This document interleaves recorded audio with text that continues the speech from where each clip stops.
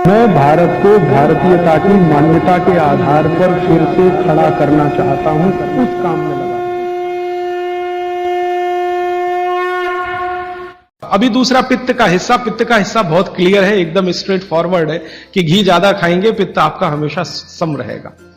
और ज्यादा घी खाने का जो समय है वो बारिश के दिनों में और ये जो गर्मी के दिन होते हैं ना, उस समय घी ज्यादा खाइए ताकि पित्त को कंट्रोल करके रखे। और वात के लिए मैं पहले ही बता चुका हूं, शुद्ध पित्त।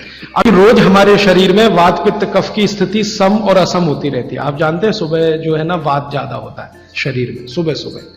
दोपहर को पित्त ज्यादा होता है, शाम को कफ ज्यादा होता है। तो ये पूरे 24 घंटे में ऊपर नीचे होता रहता है। तो 24 घंटे में जो वात पित्त कफ ऊपर नीचे होता रहता है, तो सब्जियों में उसी के हिसाब से औषधियां डाली जाती है। जैसे दोपहर की सब्जी बने, दोपहर की, तो मेरी दादी को मैंने देखा था कि दोपहर की सब्जी बनाएगी तो अजवाइन जरूर डालेगी उसमें, और वही सब्जी रात को बनाती थी तो अजवाइन नहीं डालती थी। तो एक दिन मैंने दादी से पूछा कि यही सब्जी दोपहर को मैंने खाई तो इसमें अजवाइन थी, शाम को खाई तो नहीं, क्यों? तो उसने उत्तर तो नहीं दिया। तो उसने कहा मेरी मां ने ऐसा सिखाया। बस बात खत्म हो गई। अब उस समय मैं भी मान लिया कि ठीक है, उसकी मां ने सिखाया। अब जब मैंने काम शुरू किया ये चिकित्सा पर, तब मेरे समझ में आया कि अजवाइन जो है पित्तनाशक है। घी के बाद, देशी गाय के घी के बाद जो सबसे ज्यादा पित्तनाशक दूसरी कोई चीज है तो वो अजवाइन है। और दोपहर को पित्त भड़कता है, आप जानते हैं, और वो स्वाभाविक है क्योंकि खाना खाने के लिए पित्त भड़कना ही चाहिए। तो उस समय अजवाइन डाली जाती है सब्जी में, क्योंकि दोपहर को ही शरीर को अजवाइन की जरूरत होती है पित्त को सम पे लाने के लिए। तो भारत में ज्यादातर माताएं बहनें ये बात जानती हैं कि दोपहर की सब्जी में अजवाइन चाहिए। दोपहर का दही है ना, दही का मट्ठा, उसमें भी अजवाइन का बघार लगता है। दोपहर की जितनी भी चीजें हैं ज्यादातर अजवाइन ग्रस्त होती हैं या अजवाइन से बनती हैं, क्योंकि पित्त को सम पे रखना है। मैं अब इसको बदलना चाहता हूं और मैं ये समझना चाहता हूं और समझाना चाहता हूं कि स्त्रियां जो कर रही हैं वो किसी डॉक्टर से कम नहीं है। बस अंतर इतना है कि डॉक्टर को आप फीस देकर उससे एडवाइस ले रहे हैं। हमारी दादी नानी फोकट में वही एडवाइस दे रही है, धनिया खाओ, जीरा खाओ और ये अजवाइन खाओ, आपके पेट की गैस खत्म हो जाएगी। और ये 3500 साल से वैसे का वैसा ही है। अजवाइन खाओ तो गैस खत्म होती ही है।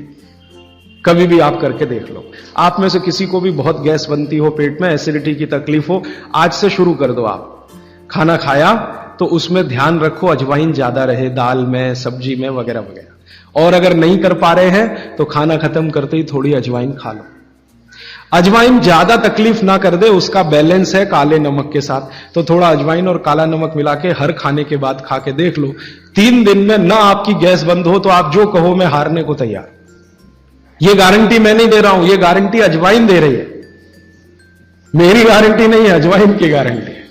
तो वो कहते हैं भागवत जी कि पित्त को सम रखने के लिए हमारे रसोई में घी के बाद जो दूसरी चीज है वो है अजवाइन। अब तीसरी चीज पे आते हैं। पित्त को सम रखने के लिए अजवाइन के बाद जो तीसरी चीज अपने रसोई में है वो है जीरा। जीरा 2 तरह का है, एक सफेद और एक काला, है ना।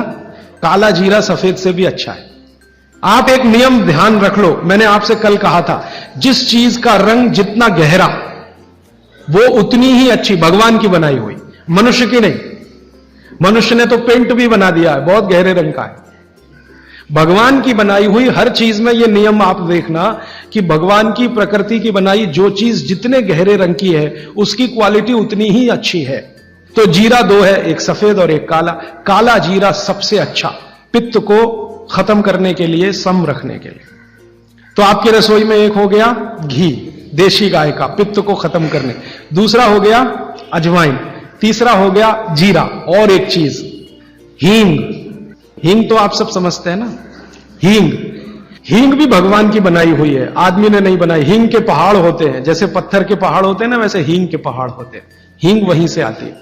तो हींग है, जीरा है, अजवाइन है और देशी गाय का घी। अब इसके नीचे आता है धनिया। धनिया 2 तरह का है, एक सूखा और एक हरा। जब तक हरा उपलब्ध है आप खाइए, जब नहीं है तो सूखा खाइए। दोनों की क्वालिटी एक ही है।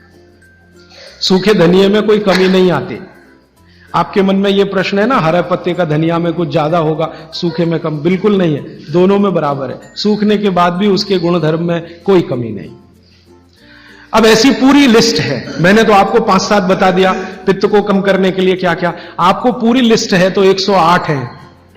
108 पित्त को खत्म करने के लिए रसोई में 108 चीजें हैं।